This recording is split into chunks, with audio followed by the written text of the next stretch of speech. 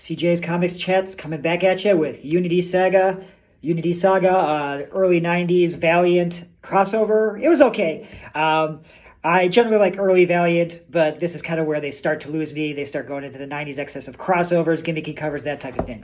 And I don't really want to talk about the story.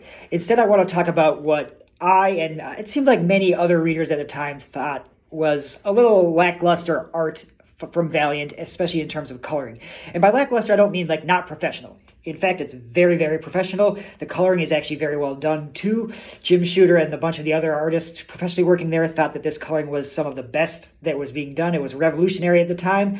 And I do think technically it is very revolutionary, but I do think that on rereading this, I kind of discovered or rediscovered why I think that art doesn't hit home with me and at least some of the other comic readers I've talked to.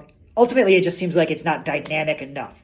It's trying too much to be realistic, to be like the type of coloring you'd see like advertising in magazines, or the type of coloring you'd see in like paintings and fancy art and that type of stuff, trying to really ground it in reality, make it seem more respectable. And that was kind of Shooter's vision for the Valiant universe, was a grounded superhero universe, so I get it. But I think because the colors are much more realistic and muted, something I think that can be a problem with digital color nowadays, I think it becomes less dynamic. You don't have as much like pure primary colors just flashing out at you, and it makes it a little harder for a reader to really get into the story, at least from my perspective. I think it's art that looks good to just sit there and look at, but I think as like sequential images telling a story, that coloring in that art is a little lacking.